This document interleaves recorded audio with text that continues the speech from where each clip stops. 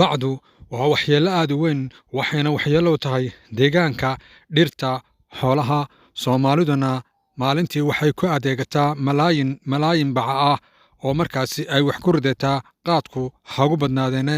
Kadib markii ay ku adeegtaan ayay waxay raacsiiyaan dabaysha oo waxay ku sii daayaan meelaha ay xooluhu ay joogaan, dhirtuna ku badan tahay. Kadib markaas ayay waxyeelaysaa xoolaha iyo dhirtaba. Sacani waxaa u geysay inuu bacdan cuno xaaladda abaareed iyo gaajada ka jirta, wuxuuna bakhtiyey maalmo ka hor. Calooshiisana waxaa lagu arkay bac aad u fara badan oo markaasi calooshiisa ku jirta markii ay calooshiisu ay dilaacday. waxaana waxyeellada bacda iiga warramay bulshada ku nool magaalada Ceelbu ee gobolka Sanaag sida ay markaasi bacda xoolaha iyo deegaanka ay ugu daran tahay.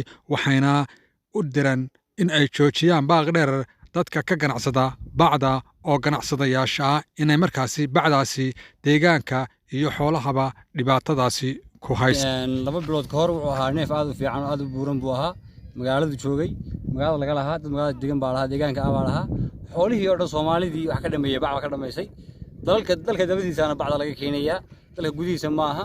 waxaan ugu talagalay deegaaladii cadaankan iyo dadkan cadaanka oo xoolaha mucaaradka ku ah inay xooluhu naga dhamaadaan bay rabaan, maadaama ay xoolihii ay bacdaasi dhamaysay calooshooda ay hadda ku aragtaan sida ay ku aragtaan.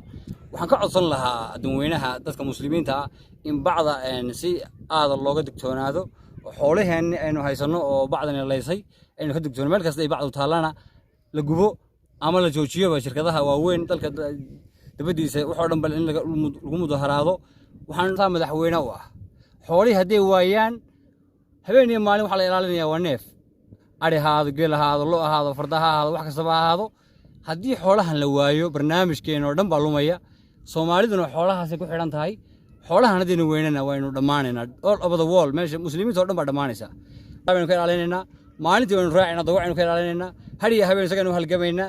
haddii gaaladii ay bacay noo soo dhiibtay oo tiri wax ku alaabta ku gurta, bacahani waa mishin u daran tahay. aadna waa ugu xumaanay bacda maadaama in badan xoolaheena ugu dulqaadanaynay baca cunayna ku dhinteen. Soomaalidu waxa dhiiga iyo waxa dhaqdhaqaaqa mid male oo waxaan kama tixtaxanto. hadda neefkan waxa ku jira calooshiisa ma bacba mise wax kale? waa baco, waa xarkihii garka ahaa, xarkaan la dhaho halkan geela lagu hogaamiyo muxuu ahaa. bismillaahi raxmaani raxiim. allahumma salli calaa sayyidina Muhammad wa ali sayyidina Muhammad. caloosha waxaan ku arkay sawirka waxa ka muuqan doona. caloosha ku arkay waxaan ku arkay baco, qashin, wax walba waa ku arkay. calooli ma jirto. calooshii halkii laga sugu jiray uuska ahayd bac iyo baa buuxisay iyo warqad baa buuxisay. marka xoolaha waxa leenaya oo hadda waxaan ku raahdaa cadow ku ah bacdaas cadow ku ah. bacdana waxaan ku raahdaa dad baa ka ganacsada xoolaha leentooda bay ganacsanayaan. waan gartay. marka bacda yaa meel lagu ururin oo magaalada aynan lahayn meel qashinka wax allaale wax la ururiyaa ma jiraan.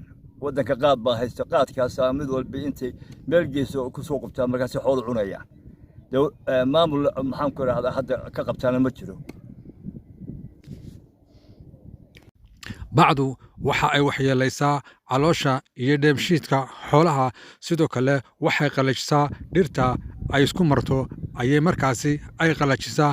halkaasina waxay noqotaa goob lama degaan ah. waa Axmed Cabdilaahi Ciise Axmed Cashuur, magaalada Ceelbu ee gobolka Sanaag.